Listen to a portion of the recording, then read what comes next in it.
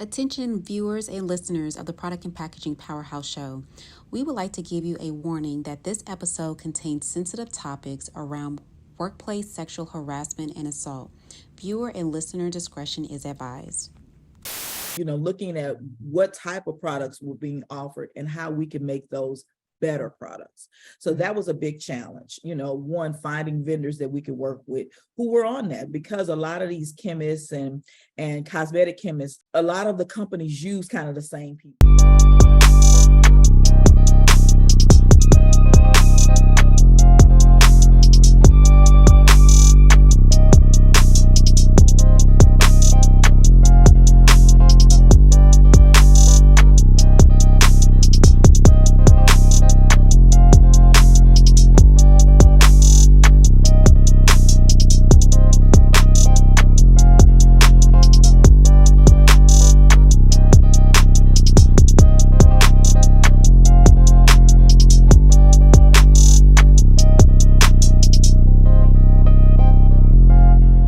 Okay, hello everyone. Welcome to today's episode here on the Product and Packaging Powerhouse show. I am your host, Megan Young-Gamble, Project Execution Her, and Global Project Manager here at GLC. And guys, I am so excited to have our featured powerhouse for today's episode, because we're going to be talking about the importance of manufacturing, regardless of what scale of business you are at currently, and why packaging is critical to that. And then also, this powerhouse guest is a Black female entrepreneur who is running her own facility, manufacturing facility, logistics facility, and has a very inspiring story. So I am so excited to have our powerhouse guest, Ms. SoJohna Bell, who is the founder and the CEO of RYZE Manufacturing and Logistics. So welcome to the show. Thank you, Megan. I'm so happy to be here. I'm excited about this. This is important. So yeah, let's go.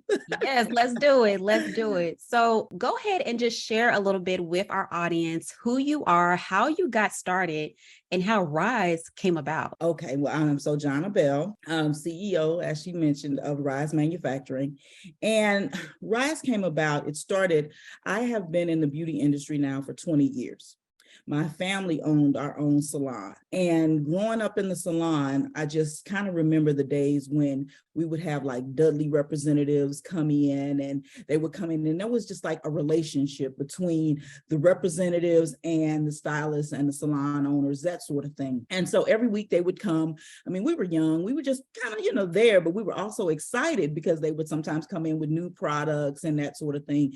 So I love the fact of how it was this connection between the sales reps as well as the beauty professionals. So I always kind of stayed, in beauty, not knowing that that's what I was intended to do. But I went to Clark Atlanta University, ended up having my own salon in my dorm room. We did nails and hair, and you can come on the dorm room floor, you would smell the products and stuff like that. But that was always my hustle, which was hair. But I thought that I was going a whole nother direction. And what happened was that I was working at Fortune 500, had spent maybe 10 years in Fortune 500 companies. And everything was great, when I could give all of myself. But when my life changed, I got married, I had a baby, and those became my priority. And when that happened, there was a disconnect between now me and the company. So I changed to another company. And once I changed to that company, I was actually, it was an attempted sexual assault by my manager. What? Yeah. So when that happened, it was, the thing that was wild was that I had also worked in human resources and that sort of thing in the corporate arena. And I had spoke with other young ladies who would experience sexual harassment or different things.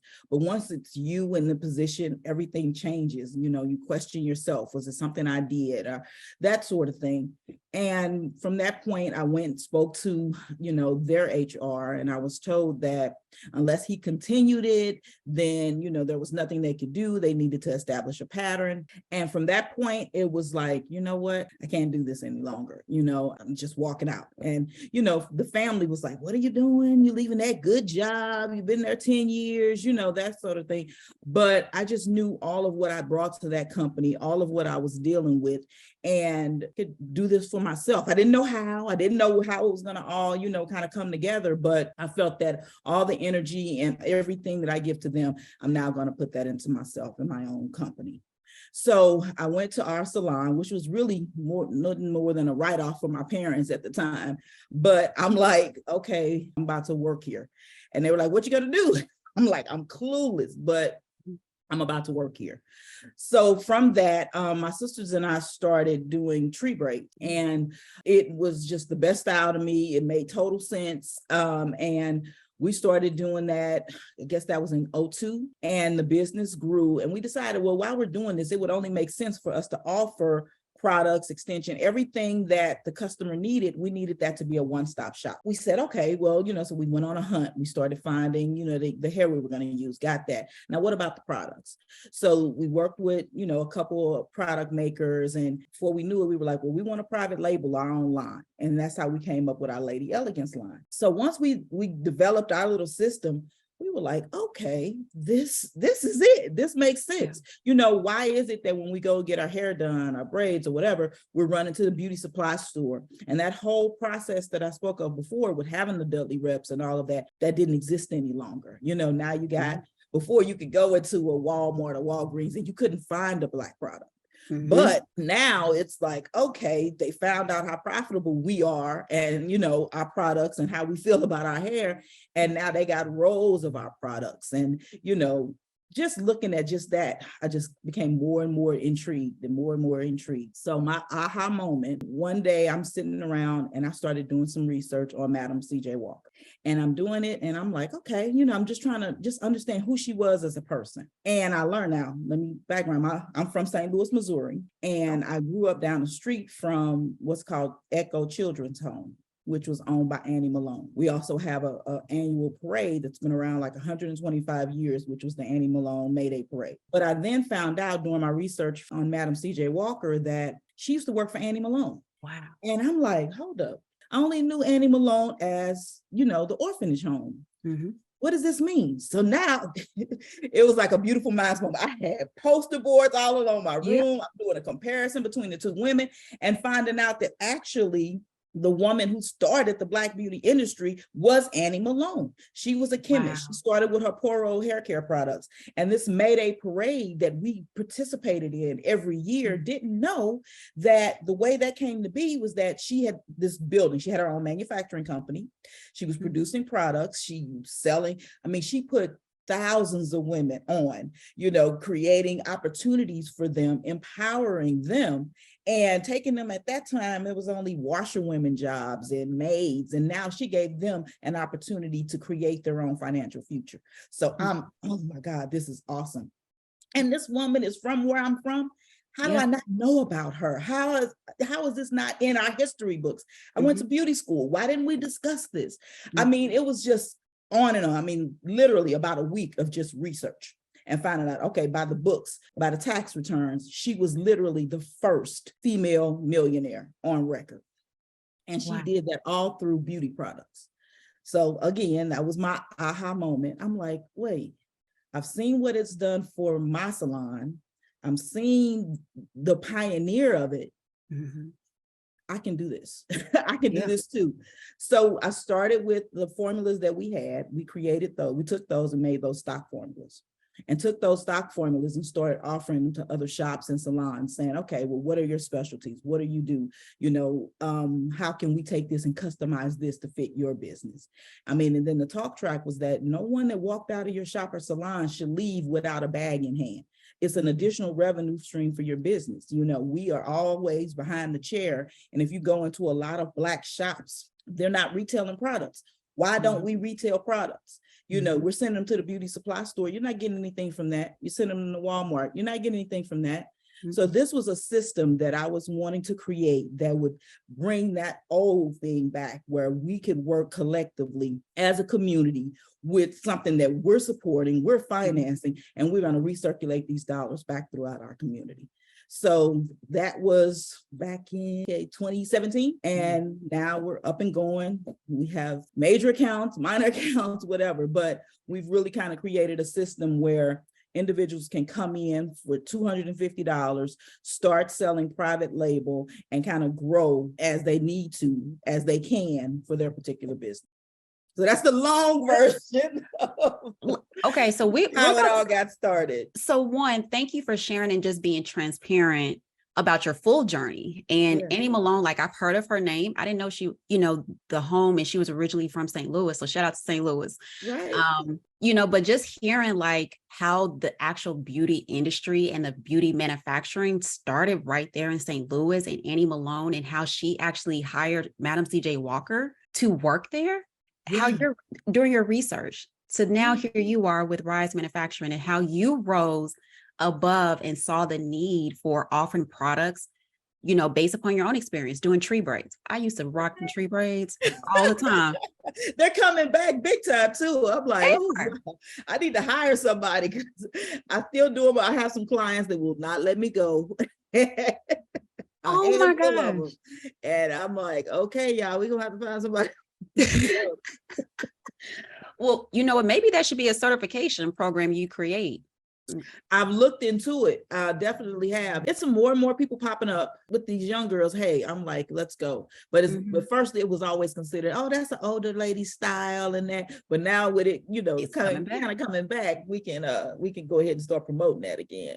Yes, girl, look, Atlanta, y'all based in Atlanta, y'all need to go check out my girl, SoJohna Bell, because you hear her experience, right? 20 years of experience. And she's been in this game from when Dudley's was hitting the market. And in Black community, Dudley's was like one of the top ranking brands that hairstylists would utilize on your hair. And I would never forget when my first stylist, her name was Miss Diane, in Little Rock, Arkansas. Shout out to the Rock. Miss Diane started doing my hair, and I just started getting relaxers, and she utilized every Dudley product, from the neutralizing shampoo to the hydrating conditioner to the grease. I even had the grease at home. So nobody knew about Dudley's. So to hear you talk about that, it's nostalgic, because I know about my own experience as a young girl, seeing Dudley's and how the representative would come into the shop offering the products. So she didn't have to go to the beauty supply stores at all. And she would sell the grease and the whole product line to us as the actual clients. Hearing that is really nostalgic, really nostalgic. It was even crazy how we would drive around the city and just looking around, and they would have like little signs in their window. So you knew all of the salons that offered Dudley products. So if your shop was out of something, you knew, okay, I can go across the street, such and such also sells the product. So that, like I said, that type of community, got to get back to that. Yeah, we do. We do. And one other thing that you mentioned, just sharing about your story in corporate, respectfully, is how you endured that sexual assault and not being supported. And I just want to ask you, because there's countless women going through that. Black women in corporate, we already dealing with microaggressions, not getting paid enough, our experience not valued, countless other things, right? But now to have other women who are going through similar situations, what would you recommend to them that may be going through that present day, of how to overcome, how to speak up, utilize their voice, even when they don't get the support internally? What would you recommend to them? I think one, you have to find somebody that you can talk to, whether it's friend, family, something. You have to talk that situation through. There were steps before I got to the point that I actually said, you know what, I'm leaving this, especially the fear of the fact that, I've been in corporate 10 years, that I didn't know anything other than every 2 weeks getting a check. What did that look like with me just stepping out this far along in my corporate journey? What would that look like? So there were steps. I remember even going back to my manager and having a one-on-one with him about it, trying to gain clarity, and saying, well, maybe you didn't, trying to let him off the hook. I think I was trying to do, maybe even him saying he's sorry. I don't know what I was looking for, but I went back, this happened. I know, I don't understand what made you do this. In that conversation, again, looking to see if there was something that he would say that would redeem the whole situation. It didn't. It served no purpose. And this was all kind of before the Me Too, movement. So I think with that coming out, that kind of helps, because there are conversations and programs and processes that are happening, because we all know that this sort of thing exists. But I think the end result is the fact that you have to be true to yourself. If you feel like you can still be in that environment and it not be something that's going to weigh on you daily. It's not going to impact your work, because for me, it consumed me. So I knew that in order for me to heal, I had to get out of there. I couldn't continue working with him. I think that's a big thing. Find out what your next step possibly could be and start making plans to get to that in order for your own self-healing. You got to put yourself first. Absolutely. And I just want to say thank you for sharing. Like, I can get emotional just hearing it, because there's so many women who go through that, and we feel that we don't have a voice to speak up on it, and that we have to stay there and deal with it, when we don't. We are so much bigger and better than those situations. And nowadays, we're not here for the BS. I'm not going to curse, but we're not here for the BS, and we're not going to deal with it. So anybody that is listening, if you've been through this, or you know somebody that's done it, speak up. That's the biggest thing. Use your voice. A lot of times our voice gets suppressed, and it seems like our voice doesn't matter, but it does. Speak up on it. Find your support circle, somebody you can confide in, whether that's at the company or outside the company, family, friends, mentors, whoever. If you don't have nobody, you can contact me. I will help you find somebody. Okay. Therapyforblackgirls.com. We will find somebody for you all to work through these situations and create your own game plan. So use your voice at the end of the day. And I just had to ask that, because so many countless women are dealing with it. And I just appreciate you for just being honest and transparent about it. I mean, and it's a lot. I mean, I remember earlier, just in my entrepreneurial journey, and people would ask, how did you walk away from corporate, and what was the deciding factor? And I would always leave that out. I'm just getting to the point that I'm like, you know what? I have to tell my full story for people to really kind of grasp why I did what I did, and well, would you ever go back? No, I can't see. You have moments where you think, well, maybe I'll go back corporate, not that particular job, but just go back to corporate just for the security of it all. But nah, no, I can't do it. And at this point, I don't need to. So that's the blessing. Okay. That's the blessing itself. And it shows like the growth and the healing journey that you had to go through too, because healing takes time. Absolutely. It takes time. It is not an overnight process. I'm healing through my own traumas. We all are, right? But with that, we're all working through something, but understanding that healing takes time. And the fact that now your testimony is going to help inspire somebody else to use their voice, to figure out their game plan, to do something different, and maybe coming into full-time entrepreneurship, or get that tree brace certification from you to learn how to make this side money and stuff, and the products that can complement the tree brace. So guys, we can create a whole strategy from you just from this one conversation. And you have the go-to nothing's wrong with therapy either, because I did that as well. And it was like, and this is just another sidebar, but you have situations, and we as Black women have situation after situation, and we push it back and we push it back, and we keep moving. And I mean, I just had a host of just people passing away. From my best friend passed, then my husband passed, and then 6 months later, my dad passed. So it was like boom, boom, boom. And I'm pushing it all back, and then started experiencing panic attacks. And once that happened, I just didn't know, what to do, where it was coming from. And it wasn't until I said, you know what, let me go ahead and go to therapy. And I went to therapy with a Black woman, and we were able to start unpacking all of this. Like I would leave those sessions and I would just be kind of messed up for another day or so, because again, these are things that I had pushed down. And it wasn't until I was able to kind of get through that. It took us about 6 months to really kind of get through that, and really dealing with what I had gone through, that I was able to then really push forward. And I think that if you're not able to do that, you're going to stay in this cycle where it'll keep coming back. Not to say, I don't have moments, but it's nothing like it was before. And that's, I think too, why I'm able to kind of talk about it. That's growth. It is very profound on your life when you go through, you have to do the work. And a lot of times it's very uncomfortable. I'm working through that even in my own therapy sessions. We have to do the work, but the fact that we want healing, and because as Black women, we have suppressed a lot of stuff for generations, and it continues to pass down with each generation, each future generation too. So things that impacted my great grandmother, who was bathing people at the bathhouses, those things I'm still working through, because it's been passed down from my great grandmother to my grandmother to my mom to me. But I'm like, it ends here. It stops here. Absolutely. So being intentional about your healing journey is something that we all need to go through, specifically Black women, because we're always coined as, oh, you're strong enough, you can endure it. Oh, let me just throw this on your plate too. And because you can handle it. Right. We're fragile too. We're human. Absolutely. We have emotions, feelings, thoughts. We bleed just like everybody else. Mm-hmm. But why is it that we have to be always the strong ones? Yep. So, girl, I'm working through that in my own therapy session, girl. So we could go through that that could be a whole segment in itself.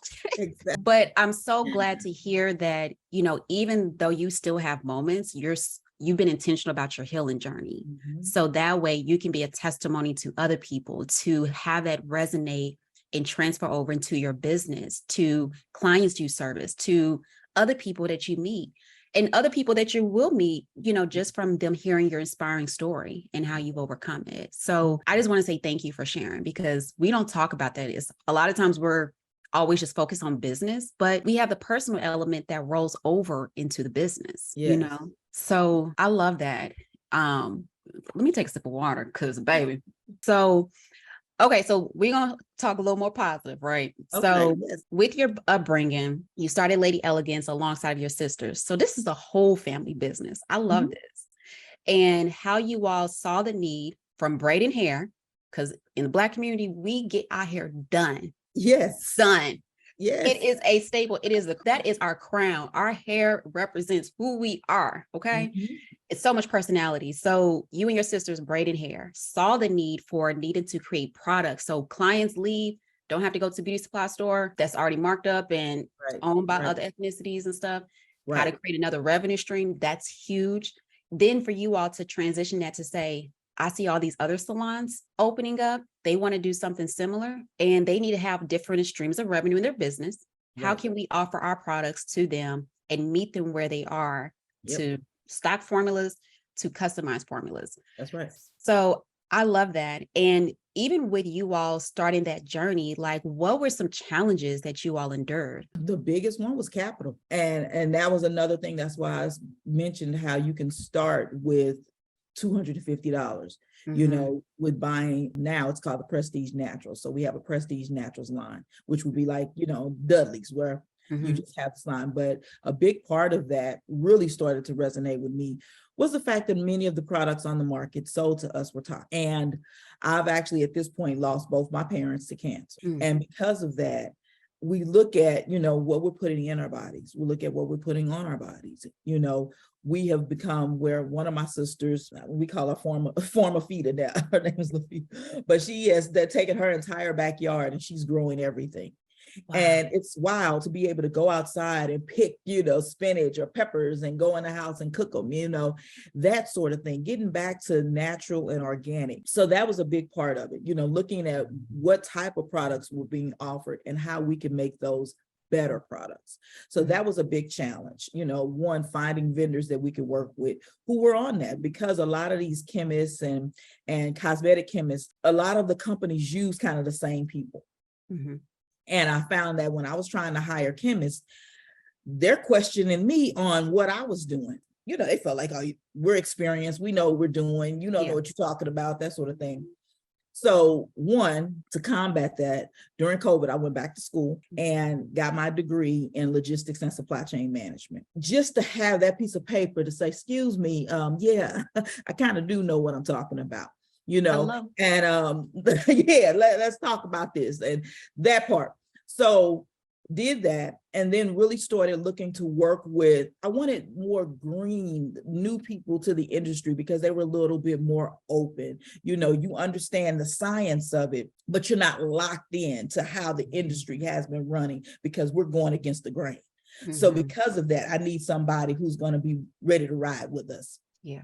So I'd start tapping into herbalists and some younger cosmetic chemists, and then at this point, I'm looking to even work with young people who are just looking to get into it so that we can teach them and kind of grow them up in this, life sciences and all of that, they're important. So if I could help kind of mold you before you're tainted by the world, so to speak, then again, we're just, creating our own system from the form to the package to the product to the individual it's being sold to. So one word when I was kind of going through this that just resonated with me was vertical integration. And at the time I was like, what's vertical integration? What's that? But then I was understanding that this is how the Asians ran their supply business. And so looking at some of the beauty supply stores we were working with, you would have these Asian families come in and they would run the business for like 3 years. Then they would go back and then another family would come in. And so sometimes some of them would be willing to talk. And I would understand that they were pooling their money, pooling their resources and buying all of these products. Then the family that would come in, that's how they kind of made their money back. They took turns to kind of make their money and stack their money, but they were all working together, from the distributors to the retail stores to all of it, And before, when I was really kind of going through this journey too, I was looking to see, well, can I get products from them? And I was then understanding that some of them wouldn't sell to me. Some of them sold to me at crazy prices. Some of them were like, well, if you're within a certain zip code of this, you can't sell these particular products because they're selling them. There were a lot of little rules and regulations. It was also situations where you think, okay, well, let me get my products into their stores. Maybe that would be beneficial. But often what they do is they'll sell it for a while. And then that's only enough time for them to mimic and copy what you have, create their own brand. Then they tell you, well, we don't need you anymore. Again, paying attention to the competition, how they do business, and pulling out all the good stuff to kind of put it into our process. And so, yeah, that's been a part of the journey. And a lot of those were like, little roadblocks we ran into, but then it gave us, opportunities. Yeah. As we really dissected what it was that they were doing. I love that. And guys, that's a whole lesson on that vertical integration and understanding your competitors, doing thorough analysis and really seeking to understand and researching is gold. And that's one of the things that I see, even with me working with my clients, that they don't do those competitive analysis. They're not doing enough research to understand their competitors and the products that they're offering and why they offer it based upon geographic locations, demographics, age, income. They're not doing it. And then so when they start, when they're like, I'm looking for a contract manufacturer, cool. I refer people to you, right? But I ask them, okay, what's different about your product than your competitors? Or who are your competitors? And they look at me like deer in headlights. Here's some homework. Yes. Go do this. Absolutely. I need you to do this because when you go talk to SoJohna and her team, they are going to ask you the same question. Who are your competitors? Mm-hmm. What benchmark are you utilizing and trying to, create a product against? Mm-hmm. What's the intended use of this product? Who is the demographic? Where are they located? Do I need a thicker viscosity based upon this type of hair texture if we're creating a hair care brand, or do I need a lower viscosity? Please do your homework, guys. That's the biggest thing I can say. And you're hearing it from the lady herself, the CEO and the manufacturer and head of manufacturing here at RYZE Manufacturing. She is telling you all too. But even when you talked about lack of capital, that's the biggest thing we're seeing with a lot of Indian startup brands, really all brands. It doesn't matter what scale, but really for the Indian startup brands, they don't have a lot of capital. They may still be working the 9-to-5, creating a side hustle similar to your background, right? And they have to be cost conscious because things are constantly going up, cost of goods, inflation, all of that. Right. So they'd be like, I only have $250 to allocate to my side business, maybe per month, per quarter, whatever that looks like. So from a capital perspective, what recommendations would you give to those brands who need to secure capital to start building and growing their brand and then creating products? There are different routes. And I mean, really, you have to kind of choose what's best for you. A lot of people, sometimes they'll get into this and they'll say, okay, I'm going to quit my 9-to-5. I'm going full force because I need to give it all of my attention, this. But really, you're your first investor. Mm-hmm. We bootstrapped our business and I still, I have still 100% equity in my company. Now, I've met with investors and found that, I didn't really want to go that route. Mm-hmm. And mainly because, as I mentioned, I'm looking to build something for the community. Many times when you go with investors and angel investors, they're looking to 10 times their money as quickly as possible. Mm-hmm. So they may give you shortcuts or want you to do it a whole lot different than your mission may be. But then you may be in a position now because you want to take this money that you're going to willing to sacrifice some of what you believe and what you wanted as far as your vision for your company for a few dollars. Don't do it. Yeah. Don't do it. Yeah. If the journey takes longer, but you get to really put in place what your goal and your mission and your vision is, then take it longer. So that may mean stay on your job. Stay on your job and make a commitment that, okay, once I get off from this time to this time, I'm working on the business. But your job now is what's financing, because Tree Braids finance getting RYZE off the ground. So I had to keep doing clients in order for me to get to this level. Okay, then what's my next milestone? Okay, to get to that one, to get to this one. So I was able to build it. Like, again, it may take a longer time. So it was funny because I've gone through different accelerators and new voices and, just a lot of different and I'm looking at my peers and they blow it up. And I'm like, dang, she did this, or dang, then I had to sit back and say, okay, she has this investor, she has that investor, they have that investor, they have to answer to this person, this person, this person. I still don't have to do that. I don't have to change my vision. I don't have to alter my goals based on what they think that I should do in order to, satisfy this 10 times number that they're trying to achieve off of my business. So family, friends, there are campaigns that exist that are non-equity campaigns where you can go through those in order to get grants. There are tons of grants out that weren't out when I was coming up, tons, but there's a lot of competition. So with that, you need to make sure that your business plan, you have to have a business plan. You have to have a business plan. It can't just be, I've created this product, it's the bomb, my family like it, ain't nothing like it on the industry, in the market. Okay, let's go. It's more to that. It's a lot more. You need to understand all of that. Put it on in writing. Take a class. If you don't know how to do a business plan, take a class. There's also business canvases, which is like a shorter version. Do that version first and then build it out from there. What's your marketing goal? How are you going to get that product out there? And so I've actually run into customers where we've created these products for them and they did not have a marketing plan. And so now you're sitting on all these products and they're not moving. You thought that, make it and they'll come. No. It's crazy competition out here. You have to have a plan. If that's social media plan, if that's an email campaign, if that's telemarketing, if that's going door to door, you need a plan for each and every aspect of your business. And it's not just that, oh, I got this cool product. It's more than that. That's the whole lesson right there. Like mic drop. Okay. Just to recap everything that you mentioned, like from a capital perspective, stay true to your mission, first and foremost, and understanding why you're creating the product.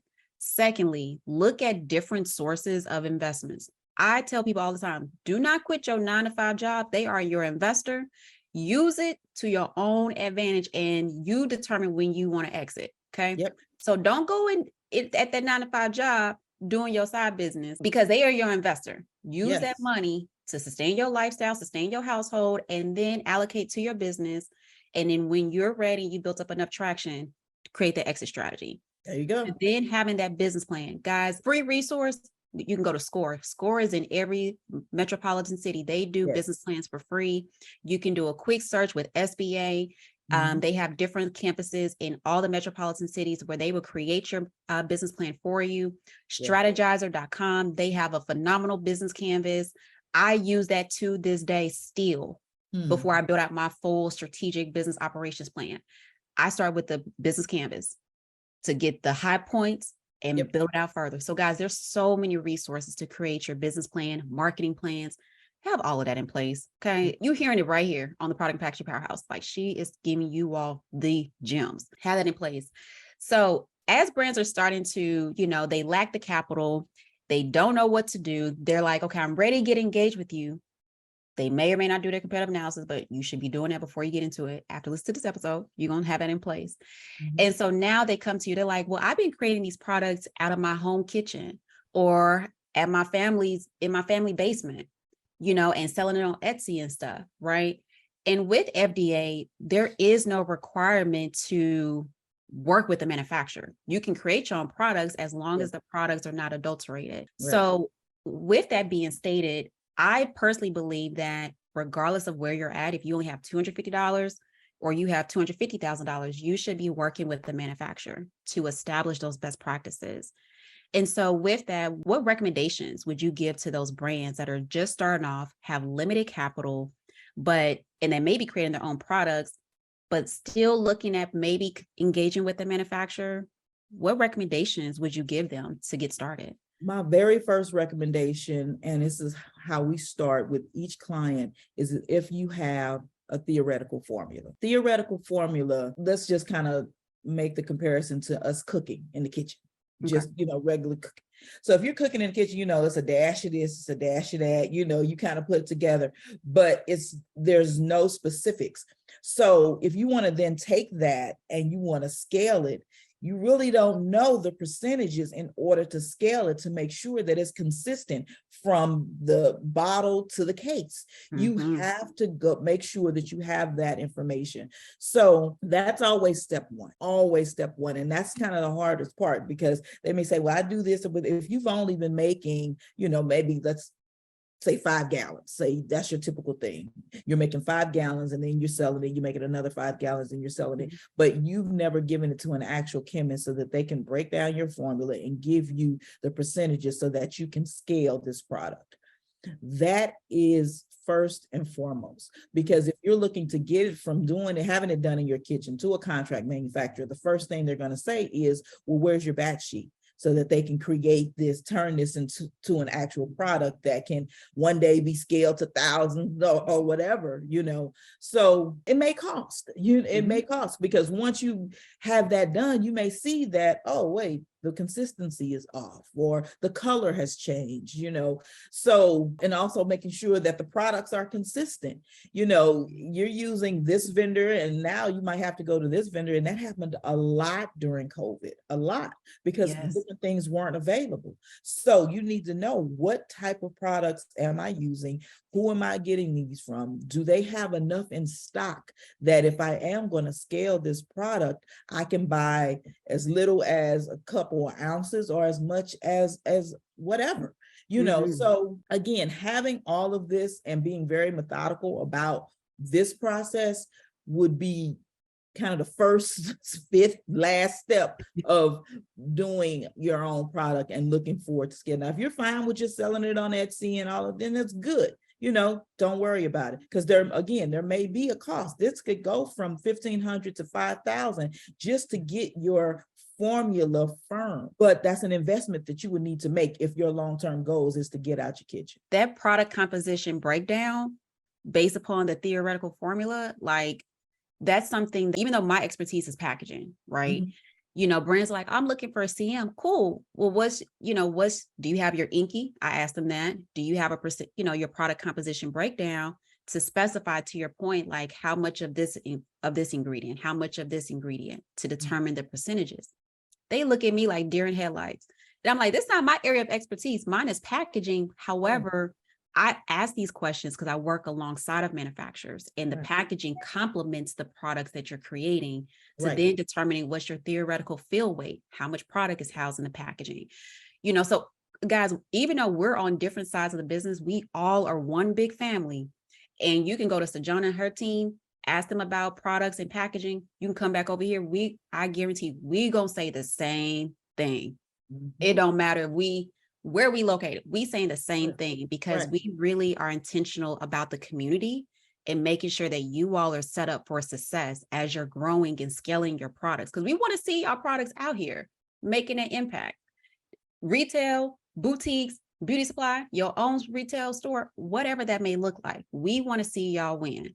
So have those things in place, guys. It makes it so much easier. It is an investment, but that's why you need to stick with your 9-to-5 job to fund that investment. So you can go through these different stages. And now that actually I'm thinking about the other part of it, would be verifying that your preservatives and your stability testing has been done. Oftentimes we make the product and we sell it instantly, but you're not going through the proper stability testing, having it sit in different, environments. If it's a cold environment, if it's a really hot environment, what's happening? Is it your color changing or your ingredients separating? I remember working with this one young lady, and she had been creating this, it was like a mist for locks. And it had, various different ingredients, but it would separate. And that's because she didn't have an emulsifier.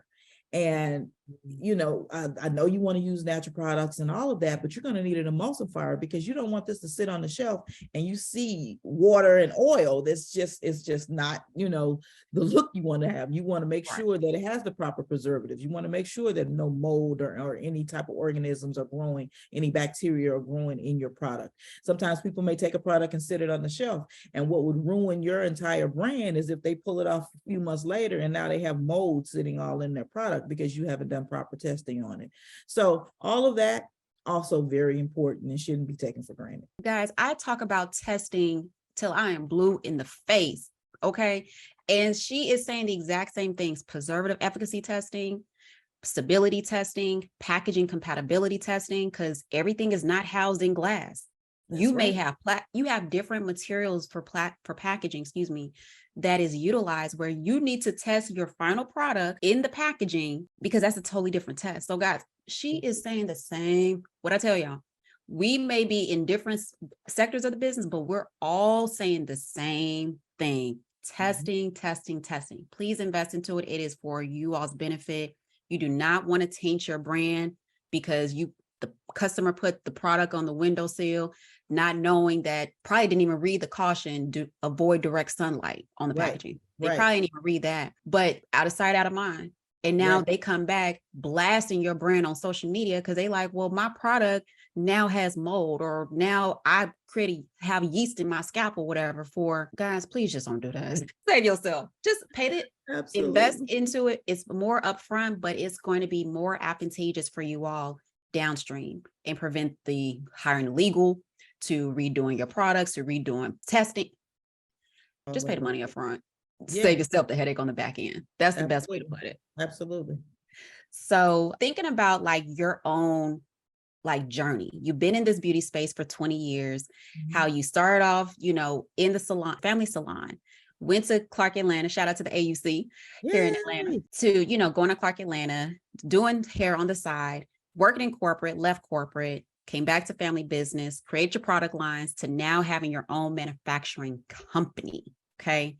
And as a Black woman, like, what challenges have you personally experienced with getting your whole manufacturing company off the ground? What challenges have you experienced? I think the first ones were my own, and ones that I put on myself, that whole imposter syndrome sort of thing. That had me paralyzed in some ways, because there weren't a lot of mentors in this space. I didn't have a lot of people to lean on, but I found that when you're kind of new, as far as one of the first ones in a particular industry or whatever, there are still people who have been the first in their industry. So you can still talk to them to kind of help you get over that. And dealing with some, when I'm trying to break into the space, they're big on telling you that you don't know what you're doing. And so for me, I just spent a lot of time studying. I did a lot of research on all different aspects of the business, because it took some time for me to kind of carve out who we were going to be in this industry.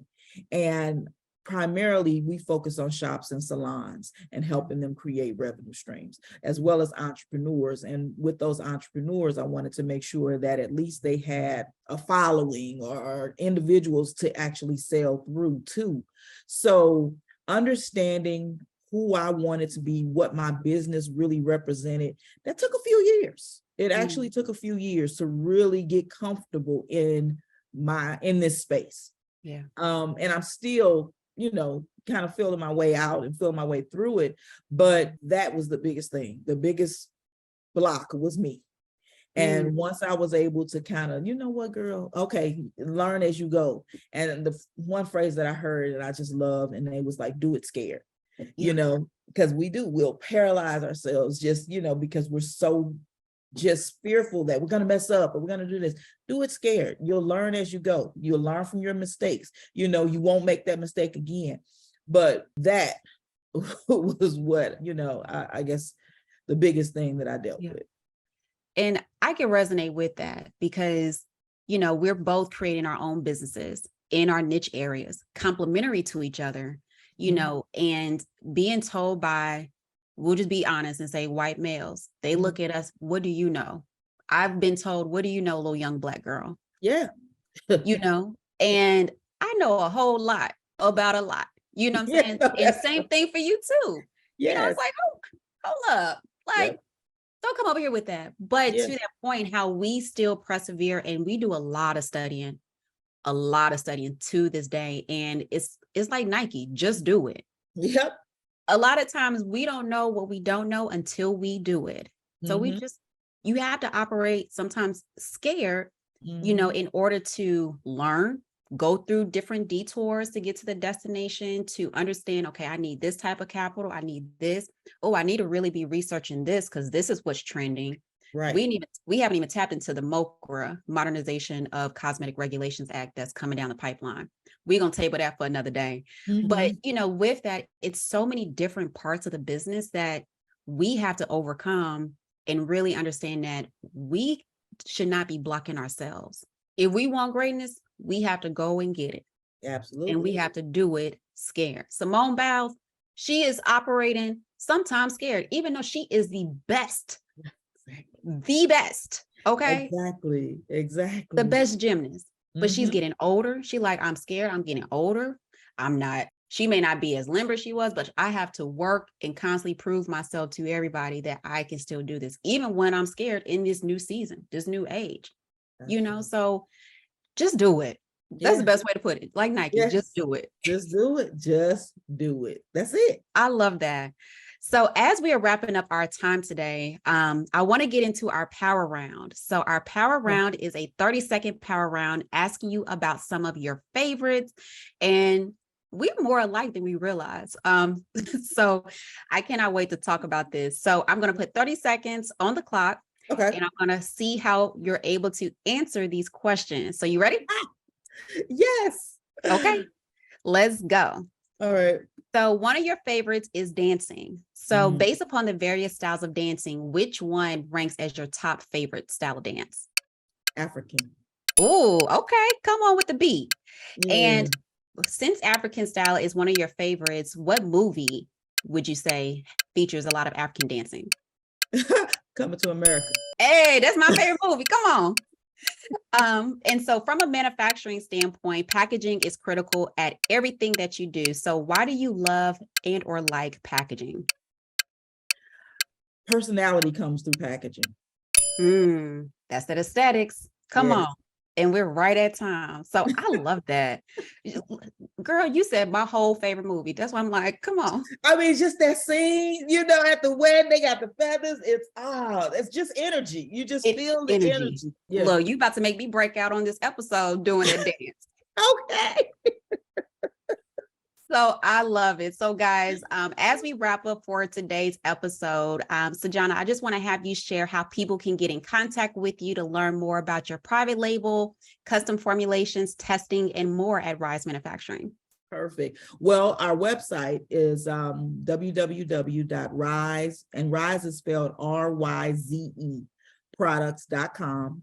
We're actually on all the socials, RYZE Private Label on Instagram, RYZE Private Label on Facebook, RYZE Private Label on Twitter. So all of those, definitely, or they can just send us an email at ryzeproducts@gmail.com. Perfect. And guys, all of those respective links and how to get in contact with RYZE Manufacturing will be included in the show notes for you. So you don't have to go research. Everything would be available for you all. And also great ways to get engaged with SoJohna and her team. So thank you so much. This was such a phenomenal episode. This was more than what I was anticipating. And I'm truly honored to have you here at the house as our featured powerhouse for today. Perfect. Thank you. I appreciate it. Yes. So guys, we'll see you all on the next episode, and make sure you go ahead and follow, like, and subscribe to our channels. So I'll see you on the next one.